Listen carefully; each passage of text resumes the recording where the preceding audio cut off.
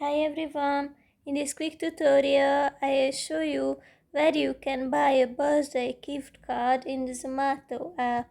Just open the app, click on your profile in the top right corner, scroll down until you find the money section and then tap on buy gift card.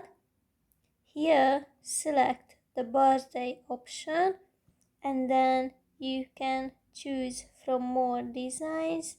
If you move these cards to the left or to the right, so you choose the card, add the money you would like to have on the gift card. You can add the message as well and then tap on continue.